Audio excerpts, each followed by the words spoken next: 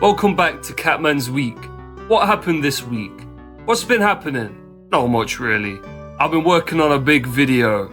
That's where most of my time is going. But I've still got some shit to go over. Also, I got a shout out from Stoizy this week. The GOAT himself. Probably the best good omen I could possibly be given. We got some music to talk about this week. Only music really. Nothing else. First we got Holding a Wolf by the Ears by From Autumn to Ashes. Very emotional emo music in a cool anthemic way, instead of being like loser music. I love the way the songs switch up from these hard as hell parts into more relieving, cathartic and melodic parts. All of the instrumentation goes really hard, and this singer is probably one of the most expressive emo vocalists I've ever heard. Love the clean parts and the shouting parts too. So awesome. Lots of absolute bangers on this album. Next we got Training Day by Potter Paper. Man's so fucking hungry on this shit. The energy is just perfect. That fire that gives you the drive to get out of a shit situation and into a good one. That shit that inspires you to put in work constantly. That's what this tape is all about. Man spits on some classic beats here. A couple Kanye beats. Purple Rain is a classic. I've been listening to that song for a long time.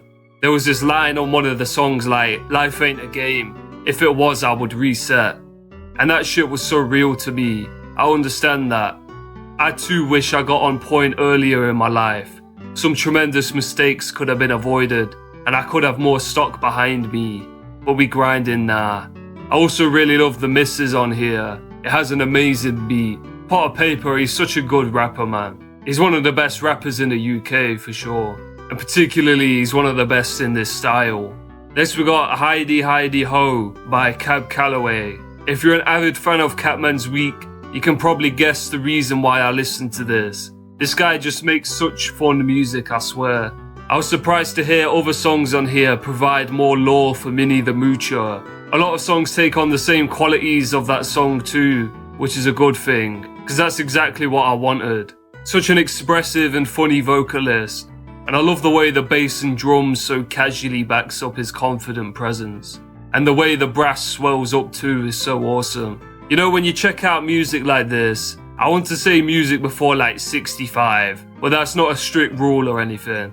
These kind of singers, they can sing about really happy or goofy stuff, or they can sing sad songs about their loneliness, but it's always delivered in this really self-assured, confident way, like they're really well equipped to deal with everything that comes their way, as opposed to how many vocalists express themselves now. They express things like insecurity and losing control in a really overdramatic way. Makes me wonder where we started to lose this strength. People need to be more like Cab Calloway. That's what I'm saying. Next we got Steppenwolf by Steppenwolf. I didn't expect this to be such a classic really. A lot of these classic rock bands who have one really famous song you know them for don't have classic albums to back them up. But this shit rocks. I love the blues influence so prominent on some of this stuff.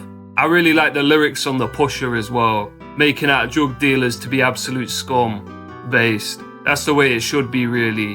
And I like the lyrics across the album generally. There's this one song about burying your head in the sand, and it feels like something I would write really. Of course you also got Born to Be Wild, which is just a classic, innit? In terms of new music, I listened to Black British Music 2025 by Jim Legacy. I think you say it like Jim Legacy, there's an X in there. I've been waiting for this album to come out since Father dropped a few months ago, and it was worth the wait.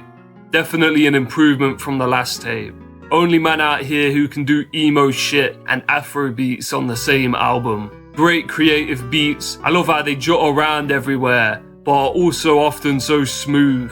Jim, you know, he's more of a vibe setter sort of rapper, but he's really good at doing just that.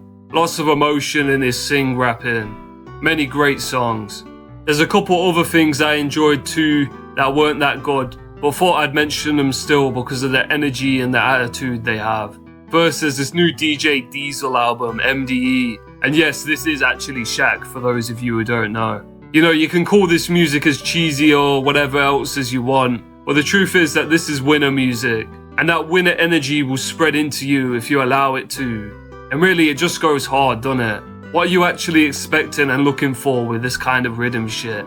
It just needs the energy and the attitude, and that's literally it. The other one is this new Keisha Plum album. And you know, I'm not gonna lie, I laughed a lot at this shit. It comes off very silly to me at times, but I guess that's just because it's spoken word, and most spoken word is kind of funny to me. But the attitude that this stuff has is so strong and powerful.